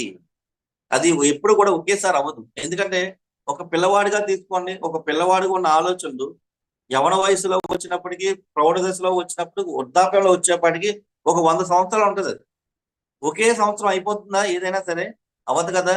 సహజంగా ఏ సమయంలో అతను చదువు పూర్తి అవ్వాలి, ఏ సమయంలో పెళ్లి చేసుకోవాలి, ఏ సమయంలో తన తండ్రి అవ్వాలి, ఏ సమయంలో తన బాధ్యతలు, అంటే ఎన్ని కూడా ప్రకృతి సహజంగా ఏ విధంగా జరుగుతుందో ఈ జీవుడు కూడా కొంతమంది ఉంటారు ఆ బాధ్యత నుంచి దూరంగా ఉండి కుటుంబాలు పెళ్లి చేసుకోకుండా వెళ్ళిపోయిన వాళ్ళకి అదే భూమి మీద జీవిస్తూ ఉంటారు. బాధ్యతలు తీసుకుని కూడా భూమి మీద జీవిస్తూ ఉంటారు. వీళ్ళిద్దరికి 2 డిఫరెన్స్ ఉంటాయి. అట్లాగే ఈ యొక్క ఆత్మకు, ఈ యొక్క జీవుడు కూడా నువ్వు ఏ ఏ జన్మలో హోంవర్క్ చేసుకుంటూ వెళ్తూ ఉంటావు, అనేక జన్మల సారం ఏదో ఒక జన్మకి నీకు సిద్ధిస్తుంది. అలాగని ఈ జన్మలో చేసుకోకూడదు అంటే ఈ జన్మలో కూడా చేసుకోవచ్చు. నీకు అంత నమ్మకం ఉండాలి నీ మీద, నీ శక్తి మీద నువ్వు అంత నమ్మి తీరాలి. మరి నీకు ఆ స్థాయిలో నమ్మకం ఉందా? ఎవరి గారు ప్రశ్నించుకో. నీ మీద నీకు అంత పత్రిక గారు ఏమన్నారు, నువ్వే దేవుడురా అన్నారు. మరి నువ్వే దేవుడు అన్న సంగతి నీకు నమ్మకం అయినప్పుడు, ఆ పూర్తిగా విశ్వసించినప్పుడు నువ్వు ఆటోమేటిక్ గా రూపాంతరం చెందుతావు, ఆ విధంగానే జీవిస్తావు. కానీ ఓ పక్కన మానవుడి కన్నా అధో పనులు చేస్తూ ఉంటూ దేవుడిగా ఉండాలంటే ఎట్లా? రెండాట్లకి పొంతలు ఎక్కడ కుదురుతాయి? అదే దృష్టిలో పెట్టుకోవాలి. అంటే గైడ్ చేశారు పత్రిక గారు, నువ్వు క్రియేట్ చేసుకోగలవు, నువ్వు దేవుడితో సమానం, అంటే నువ్వు జీవుడే దేవుడు అని ఆది శంకరాచార్య చెప్పిన స్టేట్మెంట్ ఇచ్చారు. అది మనకి నమ్మకం కలగాలంటే మనం చేసే పనులు బట్టి, మనం చేసే ఆలోచన బట్టి, మనకి ఎదురుపడే పరిస్థితులు మన ఆలోచనలే రిఫ్లెక్ట్ అవుతాయి మన జీవితంలో. మనం లోపల దుఃఖాన్ని పెట్టుకుని బయట సంతోషాన్ని కావాలంటే ఎట్లా కుదురుద్ది? రెండాట్లకి పొంతలు లేవు. నువ్వు సంతోషకరమైన వాతావరణాన్ని క్రియేట్ చేసుకున్నప్పుడు బయట సంతోషం వస్తుంది. అప్పుడు ఒక చక్కటి చిన్న పిల్లవాడు పోసినవ్వు ఎంత ప్యూరిటీగా ఉంటుందో నీకు జరిగే సన్నివేశం కూడా అంత చక్కగా ఉంటుంది. అవునా కదా? లోపలేమో పక్కన బాధతో ఏ విషయం మీద స్ట్రగుల్ అవుతుంటూ ఇక్కడ ఎంజాయ్ ఒక ఆనందకర పరిస్థితులు ఉన్నా సరే నువ్వు దాన్ని ఎంజాయ్ చేయగలవా? చేయలేవు. అట్లాగే థియరిటికల్ గా నువ్వు ఎంత విషయాన్ని, ఆనందకర విషయాలు విన్నా నీ లోపల పాత నమ్మకాల వ్యవస్థలో కూరుకుపోయావనుకో, ఇది నీకేమన్నా పట్టుకుంటుందా? దాని యొక్క రుచి తెలుస్తుందా? తెలియదు. చిన్నపిల్లవాడు ఎంత ప్యూరిటీగా నవ్వుతూ ఉంటాడో అది లోపల బయట ఏమీ తెలియదు కాబట్టి ఎంత చక్కగా ఉంటాడో. అట్లాగే గనక నువ్వు అదే స్థితిలో ఉండగలిగితే, అందుకనే జీసస్ క్రైస్ట్ చెప్తారు, నువ్వు చిన్న పిల్లవాడుగా అయిపోవాలి. దేవుని రాజ్యంలో ప్రవేశించాలంటే నువ్వు పసితనం అవి తీరాలి అంటారు. ఆధ్యాత్మికతలో కూడా అదే ఆఖరి మెట్టు. మనమేమో ఏదో అనుకుంటే నువ్వు ఆ దేవుని రాజ్యంలోకి ఏ విధంగా ప్రవేశిస్తావు? దేవుని రాజ్యం అంటే ఏమీ లేదు. వాటెవర్ మనం ఏదో అనుకుంటాం, అక్కడ దేవుడు ఉంటాడు, అతను మనల్ని ఏదో చూసుకుంటాడు, నువ్వే ఆ దేవుడు అవుతావు. అదే దేవుని రాజ్యంలో ప్రవేశించడం అంటే. నీకు ఒక రాజ్యం ఏర్పడుతుంది, నువ్వు దేవుడిగా అయినప్పుడు నీకు ఒక రాజ్యం ఏర్పడుతుంది. అంతేకాని అక్కడ నిన్ను పరిపాలించడానికి ఓ దేవుడు ఎవడో ఉండడు. అది మనం తెలుసుకోవాలి. మనం ఎంతసేపు కూడా ఏదో ఒక మహానుభావుడు వచ్చి దగ్గర మనం చెంత చేరిపోతేనో, ఆయన దగ్గర ఉండిపోతేనో మనకి సుఖంగా ఉంటది అనుకుంటావు. నువ్వే అలా ఉండడానికి ప్రయత్నం చేయడు. వచ్చిన చావడండి ప్రతి ఒక్కడు కూడా ఇతనే అలా ఉండడానికి ప్రయత్నం చేయడు. ఏదో ఒక దేవుడి దగ్గరికి వెళ్ళిపోవడం, ఏదో ఒక మహానుభావుడి దగ్గరికి ఉంటే హాయిగా నిశ్చింతగా ఉండదు. అంటే ఎప్పుడు కూడా మన యొక్క బాధ్యతని, భారాల్ని ఎప్పుడు కూడా పక్కనోడి మీద పెట్టేద్దాం, ఏదో ఒక మహానుభావుని పెట్టేద్దాం, మన బాధ్యత మనం వహించద్దు అనే ఆలోచనలోనే ఉంటాడు. అందుకోసమే మన యొక్క వ్యవస్థ అలా ఉంటుంది. అంటే మన నమ్మకం అలాగే ఉంది. అది మనకు ఫీడింగ్ అలా ఇవ్వబడింది. మన బాధ్యతల్ని, బరువుల్ని ఎవరో వాళ్ళ మీద పెట్టేయాలి. అలా పెట్టడం కాదు. ఈ బాధ్యత, నీ యొక్క పూర్తి వ్యవహారం అంతా కూడా నువ్వే మోయగలిగినప్పుడు, ఎందుకంటే ఒక కుటుంబంలో చూడండి, ఆ తండ్రికే తెలుస్తుంది ఆ కుటుంబం తాలూకు భారం అంతా కూడా, ఎంత మోస్తున్నాడు, ఎంత ఖర్చు అవుతుంది, ఎంత జాగ్రత్తగా ఉండాలి, పిల్లలకి ఎంత భవిష్యత్తు ఇవ్వాలని ఆ తండ్రికే ఉంటది. ఆ పిల్లలకు ఉంటదా? మా నాన్న ఉన్నాడు కదా చూసుకుంటాలే అంటాడు. అతనికి ఎప్పుడు అర్థం అవుతుంది? తన తండ్రి అయినప్పుడు అర్థం అవుతుంది. తన సంసారంలో పడినప్పుడు ఆ కొడుకు అర్థం అవుతుంది. మా నాన్న కూడా అలాగే అనుకునేవాడు. పాపం మేము 3 కొడుకులమి, ఒక చెల్లి, 4 పిల్లలమి. మేము ఏదో అడుగుతూ ఉండేవాళ్ళం, అది కొని, ఇది కొనివి అంటే అతను చూసి కొనిచ్చేవాడు అప్పుడున్న పరిస్థితులు బట్టి. కొనకపోతే వెంటనే మేము కోపం తెచ్చుకునేవాళ్ళం, నువ్వు ఏది కొనట్లేదు, ఏది చేయట్లేదు. కానీ ఆ ఆ ఆ సమయంలో ఆ డబ్బులు పెట్టి అది కొనేయడం వల్ల మరి మాకు ఆ ఫీడింగ్ ఇవ్వడానికి కానీ, మరి అతను కొన్న లెక్కల ప్రకారం ఉంటాడు కదా. అప్పుడు ఆయన ఒకటే మాట చెప్పేవాడు, నీకు పెళ్ళైన తర్వాత నువ్వు సంవత్సరంలో పడినప్పుడు మాత్రమే అర్థం అవుతుందిరా అని. ఆ విషయం నాకు అర్థం అవడానికి 30 సంవత్సరాలు పట్టింది. అదేదా, నాకు ఆ విషయం అర్థం అవడానికి 30 సంవత్సరాలు పట్టింది. మా నాన్నగారు ఇప్పుడు నాకు అదే బాధ వేస్తుంటుంది ఒకసారి గుర్తుకొచ్చినప్పుడల్లా. మేము చాలా సింపుల్ గా అడిగేవాళ్ళని, కానీ ఆయన మమ్మల్ని ఆ కోరిక తీర్చలేక ఆయన ఎంత ఇదయ్యేవాడో ఆ మాట మాత్రం చెప్పేవాడు. మాకు అంతకుమించి అర్థం కాదు కదా, నీకు పెళ్ళైన తర్వాత నీకు ఆ సంవత్సరంలో పడినప్పుడు మాత్రమే అర్థం అవుతుంది, ఇంకెప్పుడు అర్థం అవుతుందంటే మనకు ఆ పరిస్థితులు రావు. అట్లాగా మహానుభావుడు ఏ పరిస్థితుల్లో ఉన్నాడు, ఇప్పుడు పత్రి గారు ఉన్నారు, ఆయన ఏ పరిస్థితుల్లో ఉన్నాడు, ఏ స్థితిలో ఉన్నాడు, నువ్వు ఆ స్థితిలోకి వెళ్ళినప్పుడు మాత్రమే నీకు అర్థమవుతుంది, ఆ బాధ్యత అర్థమవుతుంది. లేకపోతే నీకేమైనా అర్థం అవుతుందా? అర్థం కాదు. ఒక కొడుకుకి తండ్రి మోస్తున్న బాధ ఎప్పుడు అర్థం అవ్వాలి? ఇతను తండ్రి అయినప్పుడు అర్థం అవుతుంది. అట్లాగే వాడి కొడుకు కూడా అలాగే, ఈ జీవుడికి కూడా ఇతను ఒకానొక స్థితి నుంచి, ప్రకృతి సహజంగా పిల్లలు ఏ విధంగా పెరుగుతారో ఈ జీవుడు కూడా ఆ విధంగానే పెరిగి పెరిగి పెరిగి ఆ స్థితిలోకి వెళ్ళినప్పుడు, ఆ బాధ్యత నెత్తి మీద పెట్టుకున్నప్పుడు మాత్రమే పత్రికలు పడే స్ట్రగుల్స్, పత్రికలనే కాదు ఈ భూమి మీద ఎంతో మంది మహానుభావులు వచ్చారు, వాళ్ళు ఎంతో బాధ్యతలు మోసారు. ఏమనుకుంటావు, వాళ్ళు ఏ పని చేయట్లేదు కదండి, మనం పెట్టిందే తింటున్నారు కదా, ఆ ఇంకా అతనికి ఏం స్ట్రగుల్ ఉంది అనుకుంటావు. కానీ వాళ్ళు మోసే బాధ్యత మన ఊహకు కూడా అందదు. మనం ఏంటి, మన కుటుంబం వరకు మనం పోషణ కోసం చేస్తూ ఉంటాం, కానీ వాళ్ళు వెంటనే ఈ భూమి గురించి ఈ మానవాళికి శాంతిని కలిగించడం కోసం, సకల జీవరాశులకి సుఖంగా ఉండాలని వాళ్ళ బ్యాక్గ్రౌండ్ లో చేసే వర్క్ మన ఊహకు కూడా అందదు. అంత ఉంటుంది. మన ఆలోచన ఎంతవరకు ఉంటుంది, మనకి పుట్టిన బిడ్డల గురించి వాళ్ళకి ఏ విధంగా భవిష్యత్తు ఇవ్వాలనే దాని మీద ఉంటుంది.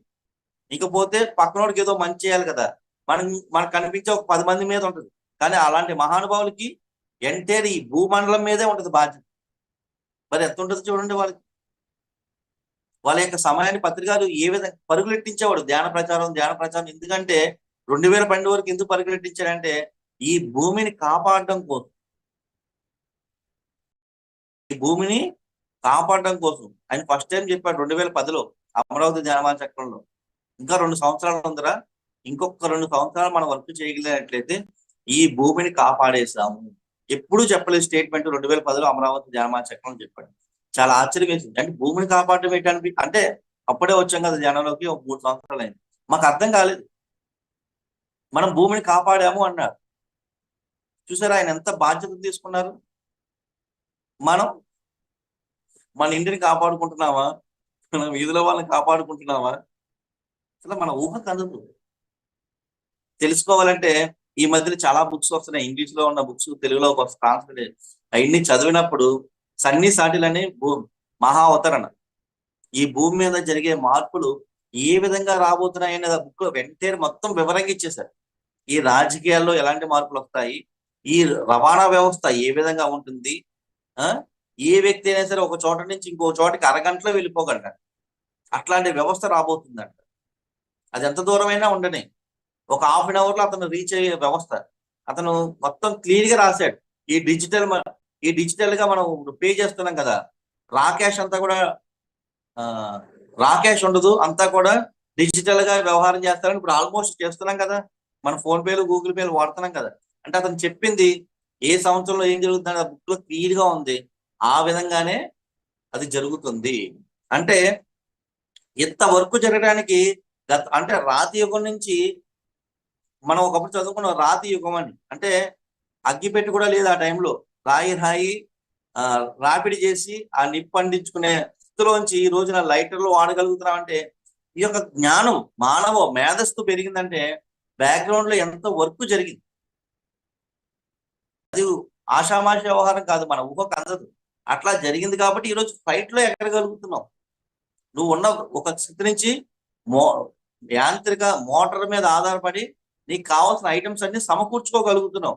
దాని వెనకాల ఎంతో విజ్ఞానం ఉంది. మనం ఏమనుకుంటామంటే ఇదంతా మానవుడే సాధించేశాడు అనుకుంటాం. కానీ ఆ యొక్క చైతన్యము దాన్ని ఉపయోగించుకునే స్థితిలో మనం వచ్చామంటే మన జీవుడికి లోపల ఉన్న ఈ యొక్క ఎంటైర్ ఈ సోల్స్ కి కావాల్సిన అవసరాన్ని సమకూరుతున్నాయంటే మన దాని దగ్గర వాళ్ళంతా కృషి జరిగింది. చాలా మంది సైంటిస్టులు దాని వర్క్ చేశారు. ఇప్పుడు పిల్లలు చూడండి, మా చిన్నప్పుడు పలకా బలపం పెట్టుకుని వెళ్ళాం.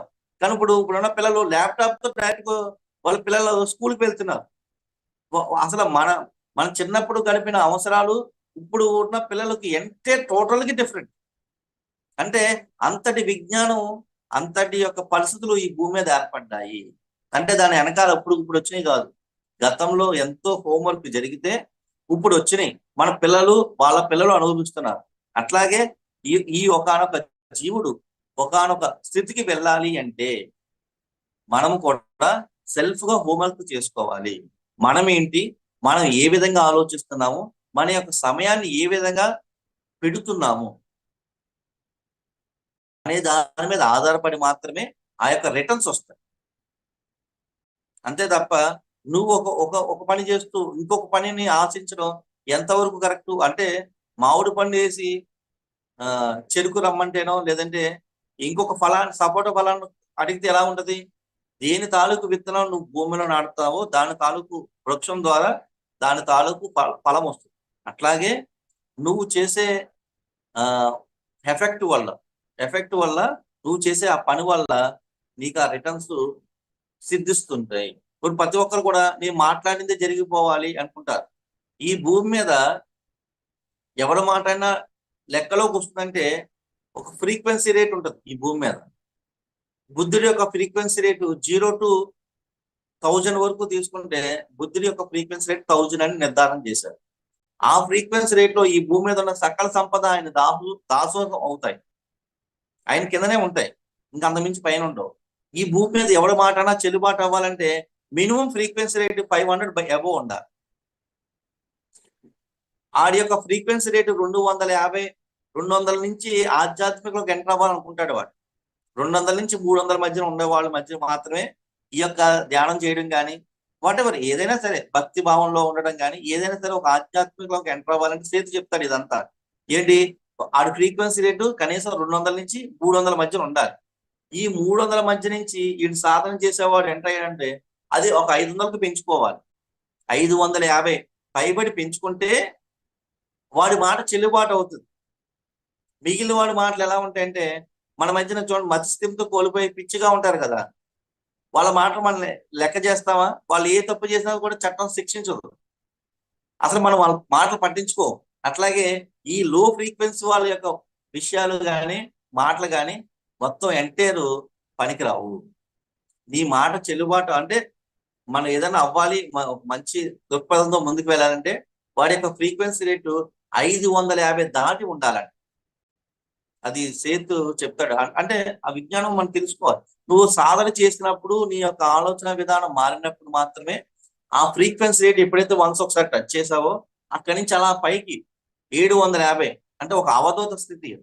750 ఫ్రీక్వెన్సీ రేట్లు ఎప్పుడైతే వెళ్ళిపోయాడో సుమారు నెగిటివ్ థాట్స్ ఈ భూమి మీద అనేకం వదులుతారు. చాలా మంది జనాలు ఒక రోడ్డు మీద వెళ్తుంటారు, యాక్సిడెంట్ జరుగుతుంటదేమో, మనకి అంటే ప్రతిదానికి కూడా చెడు ఎక్కువగా ఆలోచిస్తుంటది, కీడు ఎక్కువగా జరుగుద్దేమో మన జీవితాల్లో. ఇట్లాంటి నెగిటివ్ థాట్స్ ఎవరిని చుట్టుకుంటాయి? ఒక హై ఫ్రీక్వెన్సీలో వాడు వదిలిన థాట్ లో ఫ్రీక్వెన్సీ వాడి దగ్గరికి వెళ్తుంది.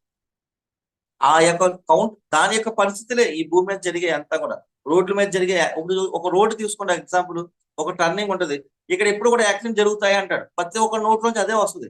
అప్పుడు ఏమవుద్ది? అక్కడ బలం చేకూరు, ఆ యొక్క శక్తిని అక్కడ నిక్షిప్తం అయింది.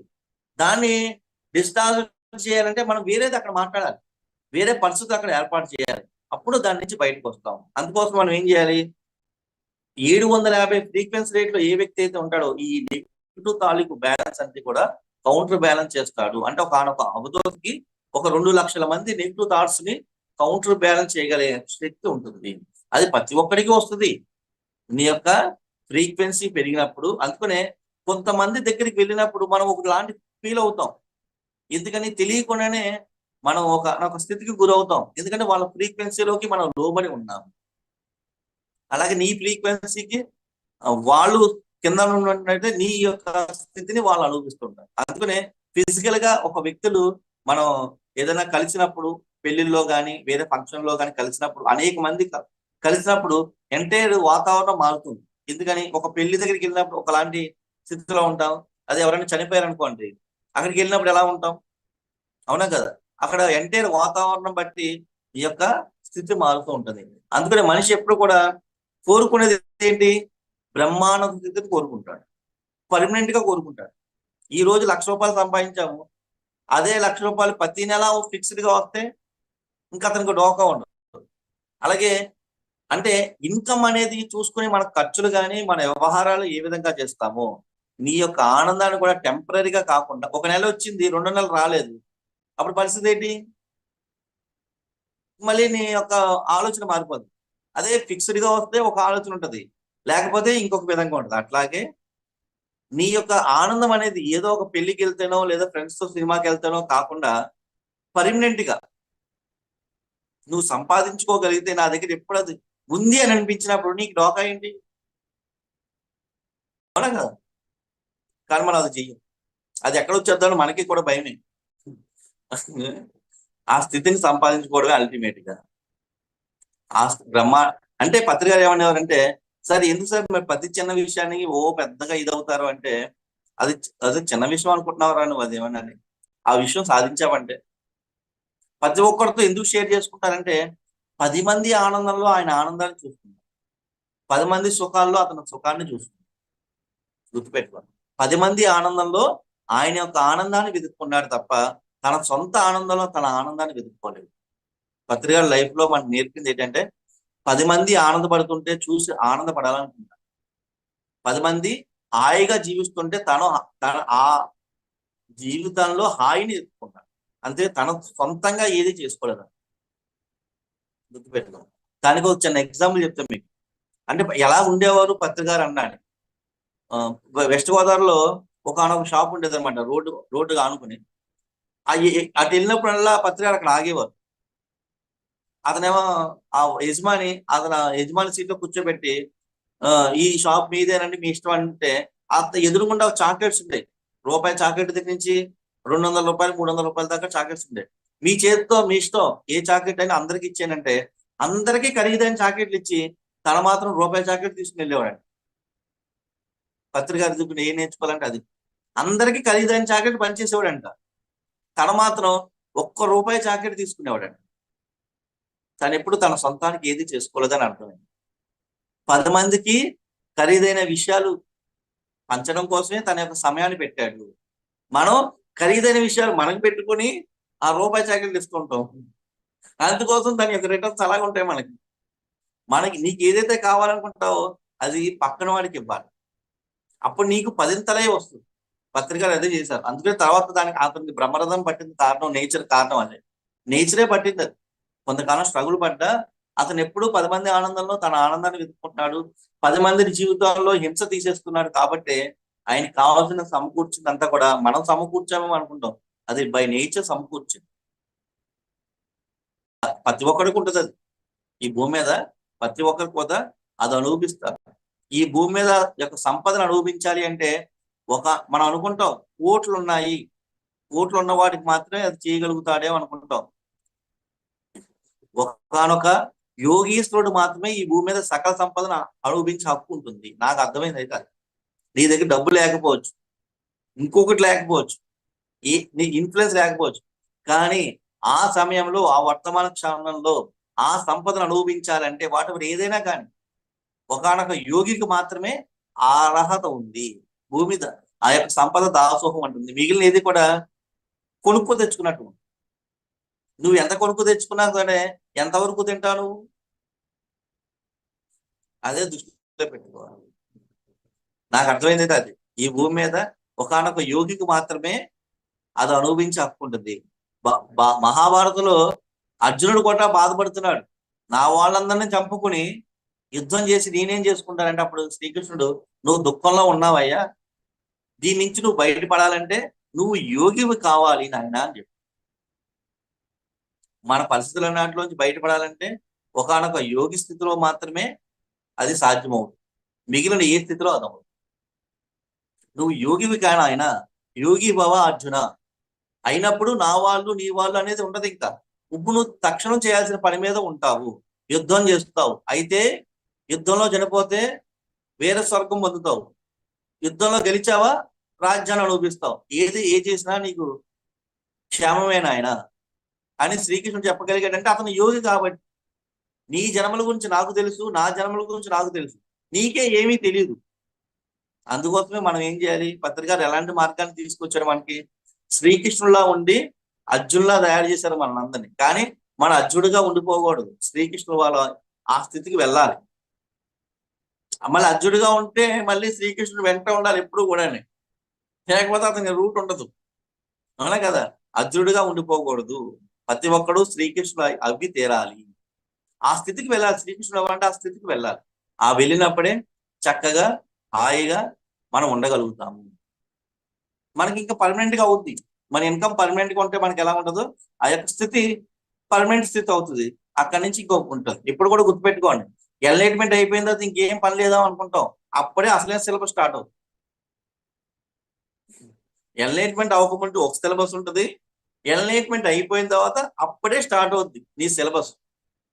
ఎంతో ఉంటుంది. అంటే ఇది ఎప్పుడు కూడా వన్ వే ట్రాఫిక్, ముందుకు వెళ్ళడమే, వెనక్కి రావడం ఉండదు. ఎప్పుడు కూడా ముందుకు వెళ్ళిపోవడమే. తిరోగమన సిద్ధాంతం లేదు దీంట్లో, పురోగమన సిద్ధాంతమే ఉంది. పురోగమన సిద్ధాంతం అంటే ముందుకు వెళ్తూ ఉంటాం. ఎన్లైట్మెంట్ అయిన తర్వాత అందులో స్టెప్స్ ఉంటాయి. ఈ పత్రిక కూడా చెప్పారు ఒక అప్పుడు ఎన్లైట్మెంట్ అయినప్పుడు ఇంకా నాది నీది అనుకున్న మధ్యలో కొంతమంది ఉండిపోతారు. ఈ డబ్బు నా డబ్బు నీ డబ్బు అని అంటారు.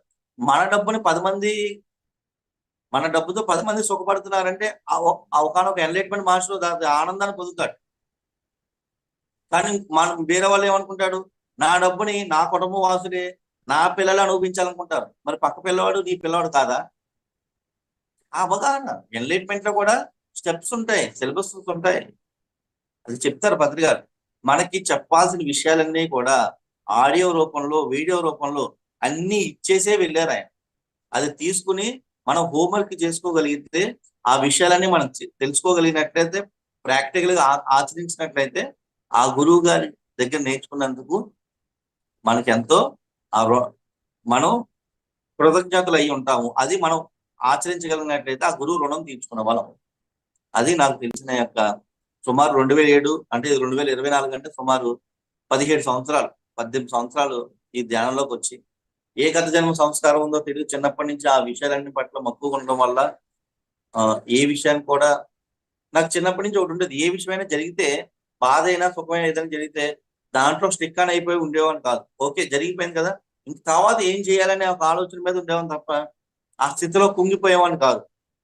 అందుకోసమే నాకు తెలిసిన ధ్యానం తెలిసి 2000లో జరిగితే 2008లో మా నాన్నగారు బాడీ వీకెండ్ చేశారు. అంటే ధ్యానంలోకి వచ్చిన 1 year లో జరిగింది ఆ విషయం. కానీ అలాంటి పరిస్థితుల్లో కూడా సాధన చేశాం కాబట్టి కుంగిపోకుండా ముందుకు వెళ్ళగలిగాం. ఎందుకంటే ఒక 22 సంవత్సరాల కుర్రవాడికి తండ్రి లేకపోతే ఎలా ఉంటది, ఎంత దుఃఖం ఉంటది. ఇప్పటికీ అనిపిస్తూ ఉంటది నాకు, నా తండ్రి ఉండుంటే అవును గుర్తు. కొంతమందిని చూసినప్పుడు అనిపిస్తుంటది, మా నాన్నగారు అయ్యాన్ని పరిచయం చేస్తాను, నేను ఎవరిని పరిచయం చేయాలి? ఇప్పుడున్న పరిస్థితులు ఎలా ఉంటదని చూడండి. రీసెంట్ గా 2 సంవత్సరాల క్రితం నా తల్లి కూడా బాడీ వీకెట్ చేసింది. నాకు జ్ఞానాన్ని చెప్పిన గురువు బాడీ వీకెట్ చేశారు. అంటే ప్రతి ఒక్క జీవితంలో తల్లిదండ్రులు, గురువు చాలా ఇంపార్టెంట్. వాళ్ళ ముగ్గురు లేరు, మరి నాలుగో వాడిగా నేను ఉంటున్నాను కదా. అంటే అంటే ఇక్కడ ఫిజికల్ గా ఎప్పుడు మనతో ఉండాలనుకోకూడదు. వాళ్ళ యొక్క జ్ఞానం మనతో ఉన్నప్పుడు, మనతో ఆ యొక్క అనుభవం అంతా మనకు ఉన్నప్పుడు మనలో నిమిడీకృతం అయి ఉంటుంది. ఆ నాలుగో వాడిగా జీవిస్తాం మనం. గురువు మనతోనే ఉంటాడు. ఆ జ్ఞానం ఎప్పుడు మనం ఆచరిస్తున్నప్పుడు ఎక్కడికి పోతాడు గురువు? తల్లిదండ్రుల దగ్గర నుంచి తీసుకున్న ఈ శరీరం, ఆ తల్లిదండ్రులు చెప్పిన విషయాలన్నీ నువ్వు తీసుకున్నప్పుడు తల్లిదండ్రులు ఇంకెక్కడ దూరంగా ఉంటాడు, ఎక్కడ ఉంటావు? అంటే ఎప్పుడు నేను నడిపించేది నీ జ్ఞానమే. ఫిజికల్ గా ఏదో చేయబట్టి నడిపించాలని ఎప్పుడు అనుకోకూడదు. కొంత పసిపిల్లలకి నడిపిస్తాం, నడకం తెలిసిన వాడికి నడిపించడు కదా, అవునా కదా? పెళ్ళైన వ్యక్తికి అతనే చేసుకోవాలి ఆ పనులన్నీ. తన యొక్క బాధ్యతలను ఎవరైతే తండ్రి చేస్తాడా? చేయడు కదా. అట్లాగే నువ్వు కూడా ఆ జ్ఞానాన్ని గురువు దగ్గర తీసుకుని ఎంతసేపు గురువు మీద ఆధారపడకూడదు, నువ్వే గురువు అవుతావు. అది మన విషయం తెలుసుకోవాలి. ఇది నా యొక్క అంటే ఒక 18 సంవత్సరాల్లో నాకు తెలిసిన యొక్క అనుభవంతో ఇలా ముందుకు వెళ్తూ ఉన్నాను. అది మేడం.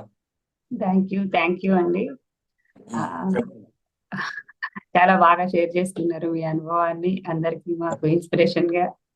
డాడీ మాట్లాడండి. మాట్లాడండి. చాలా చాలా బాగా చెప్పారు చంద్రశేఖర్ గారు. Thank you.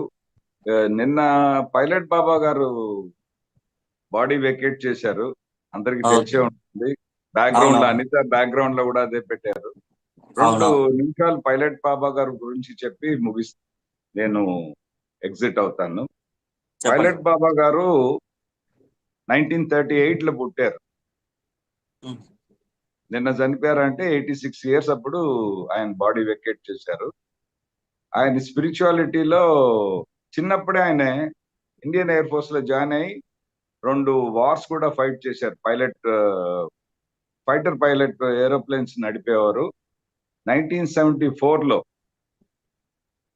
స్పిరిచువాలిటీలో ఎంటర్ అయ్యారు. మీకు అఖాడాస్ గురించి తెలిసి ఉంటుంది. ఆయన జూనా అఖాడా పరంపరలో జీవించారు. పత్రి సార్ అంటే చాలా ఇష్టం ఆయనకి. పత్రి సార్కి కూడా పైలట్ బాబా గారు అంటే చాలా ఇష్టం. మన పిరమిడ్ వ్యాలీ ఇంటర్నేషనల్ బెంగళూరుకు వచ్చి 1 మంత్ దగ్గర 1 మంత్ మన పత్రి సార్తోనే గడిపారు. ఇద్దరు పరస్పరం ఇతని దగ్గర ఉండే జ్ఞానం ఆయన తీసుకున్నారు, ఆయన దగ్గర ఉండే జ్ఞానం ఈయన తీసుకున్నారు. అండ్ మోస్ట్ ఇంపార్టెంట్ వచ్చి ఆయన ఎప్పుడు కావాలంటే అప్పుడు సమాధి స్థితిలోకి వెళ్ళిపోయేవారు. అంటే డెత్ లైక్ స్టేట్, ఎప్పుడు అండర్ గ్రౌండ్ లో ఉండేవారు.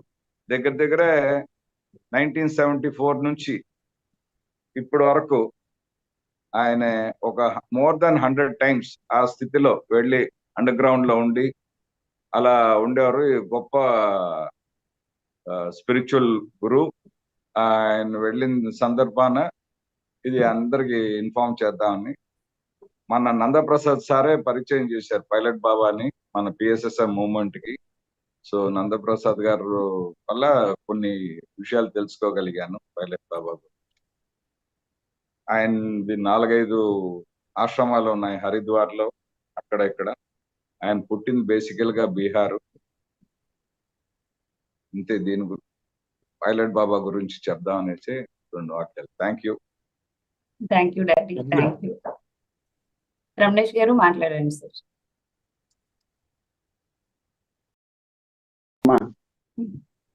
నమస్తే సార్ చంద్రశేఖర్ గారు. నమస్తే. మాట్లాడడానికి ఏం లేదు, మీరు విశేషమైన సేవలు పిఎంసికి అందించారు. పత్రిక రాశియాన్ని చూస్తాం, విజయవాడ నుంచి ఎంతో విస్తారం వర్క్ చేశారు. ఒకసారి మీ ప్రొఫెషన్ చెప్పుకుందామని వచ్చాను సార్. ఏ ఒక వ్యక్తి జీవిత చరిత్ర చదివినా తనేంటో తెలుసుకుని తనలో శక్తి నిలిచి సమాజానికి అందిస్తారు సార్. మరి మా ఏరియాలో మిత్రులు కూడా చాలా మంది చేశారు. మరి పిఎంసి డిజిటల్ ద్వారా విస్తారంగా ఎంతో మంది మాస్టర్లు పరిచయం అవుతున్నారు.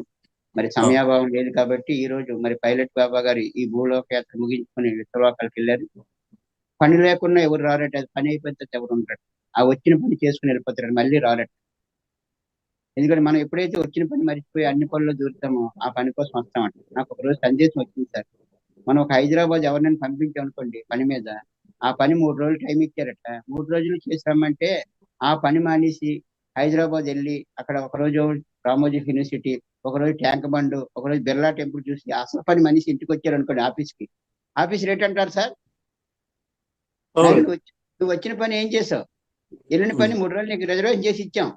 నువ్వు చక్కగా పని చేయమని, ఆఫీస్ పని చేయమని పంపిస్తే మనం ఏంటి అన్ని పనులు చేసి వచ్చి ఆ ఆఫీసర్గా టోకాకు పెట్టేస్తున్నాడు. అలాగే భూమి మీదకి వచ్చినప్పుడు ఈసారి ఆకలి జనం చేసుకుంటాను, ఈసారి పరోపకారం మిదం శరీరం పరులకు ఉపయోగపడుతున్న వచ్చి పరపీడనం చేస్తున్నాం, చేయకూడదు. భూమి మరి గొప్ప మార్పుకు లోనవుతుంది. రాళ్ళగా మనం ఇచ్చాం, మొక్కలుగా మనం ఇచ్చాం, జంతువులుగా ఇచ్చాం, మనిషిగా బుద్ధి జ్ఞానం ఇచ్చారట. ఆ బుద్ధి జ్ఞానంతో ఏం చేస్తున్నాం? ఇలాంటి విషయాలు చెప్పడానికి ఎందరో మహానుభావులు వచ్చారు. అద్భుతమైన పుస్తకం సార్. ఈ తరగతి పుస్తకం పేరే మరి చక్కగా మరణము లేని మీరు. చాలా సంతోషం సార్. చంద్రశేఖర్ గారు పిఎంసి మరి తరగ తెర వెనక షేర్స్ లో కానీ ఎన్నో విస్తారమైన సేవలు అందించిన మీకు ఈ సందర్భంగా టీంలో ఉన్న మిత్రులకి మరియు డాడీ గారు కూడా ఈరోజు పైలట్ బాబా కోసం చెప్తుంది. మరి అనిత గారికి, టీం అందరికీ, సౌభాగ్యమ్మకి, టీం అందరికీ ధన్యవాదాలు. పద్మమ్మ గారు అందరూ ఉన్నారు, పేరు పేరున అందరికీ ధన్యవాదాలు. Thank you sir. మీ సేవలకు ధన్యవాదాలు సార్. ఇంకో చిన్న అనౌన్స్మెంట్ అండి మేడం. అక్టోబర్ 15 నుంచి 22 వరకు శ్రీలంక యాత్ర పెట్టామండి.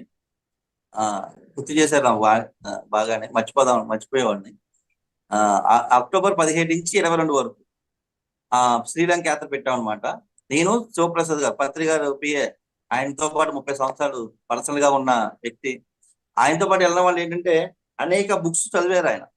శివప్రసాద్ గారు మన మూమెంట్ ధ్యానధారి ఫౌండేషన్ పెట్టి అనేక బుక్స్ తీసుకొచ్చారు.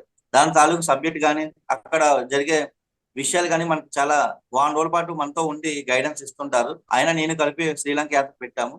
ఎవరైనా రావాలనుకున్న వాళ్ళు కనుక నా నెంబరు అనిత మేడం దగ్గర ఉంటారు. అనిత మేడం గారి ద్వారా మీరు కాంటాక్ట్ చేసి నాకు ఆ డీటెయిల్స్ ఇవ్వచ్చు. పాస్పోర్ట్ ఉండాలంట. తర్వాత ఆ ప్యాకేజ్ వచ్చి 59,000 రూపాయలు అవుతుంది. మేము చూపించే ప్లేసెస్ ఏంటంటే సంజీవిని పర్వతం, అంటే చెన్నై నుంచి ఫ్లైట్ లో తీసుకెళ్తాము, మళ్ళీ ఫ్లైట్ లో తీసుకొస్తాం. పికప్ చెన్నైలోనే, డ్రాపింగ్ కూడా చెన్నైలోనే. 1 వీక్ పాటు ఉంటుంది. అక్కడ 3 స్టార్స్ హోటల్స్ కానీ, ఫుడ్ కానీ, లోకల్ ట్రాన్స్పోర్టేషన్ కానీ, ఎవ్రీథింగ్ వాట్ ఎవర్ అన్ని కూడా ఈ ప్యాకేజ్ లోనే ఇంక్లూడింగ్ అయి ఉంటాయి. తర్వాత మీరు ఇంకేమైనా షాపింగ్ చేసుకుంటే తప్ప మిగిలిన మీకు ఆల్మోస్ట్ ఇంకేం ఖర్చు ఉండదు. చక్కగా రావచ్చు. సంజీవిని పర్వతం కానీ, సీతమ్మదేవి కోవెల ఉంది అక్కడ, ఆ అశోకవనంలో రామవరం తీసుకెళ్లి పెట్టారు కదా, అప్పుడు అది ఆ ప్లేస్ కానీ, ఆ జాడ తెలుసుకోమన్నప్పుడు హనుమంతుని పంపించిన మొట్టమొదటి అడుగు పెట్టిన ప్రాంతం కానీ, అలాగే బుద్ధుడి యొక్క దంతం అక్కడ ఊడిపోతే దాన్ని సమాధి చేశాడంట. ఆ చేసినప్పుడు ఒక టెంపుల్ కట్టారు, టూత్ లింక్ టెంపుల్ అంటారు. అది అశోక్ చక్రవర్తి బావమర్ది గారు చేశారంట ఆ రోజుల్లో. ఆ టెంపుల్ చూడడం కానీ, తర్వాత 18 శక్తి పీఠాల్లో ఒక మొట్టమొదటి శక్తి పీఠం శ్రీలంకలో ఉంది, శాంకరీదేవి దేవాలయం అంటారు. ఆ యొక్క టెంపుల్ కానీ అట్లా ఎన్నో ఎన్నో ప్రాంతాలు సందర్శించి ఒక 1 వీక్ పాటు శ్రీలంకలో తిరిగి వస్తాము.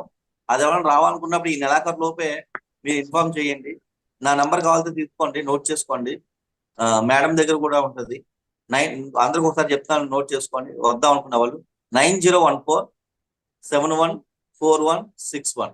దాని తాలూకు డీటెయిల్స్ కూడా మేడం గారు తర్వాత పోస్ట్ చేస్తారు, అందులో చూడొచ్చు. పిఎంసీలో కూడా మొన్నటిదాకా నేను వేయించాను, మళ్ళీ స్క్రోల్ అవుతుంది.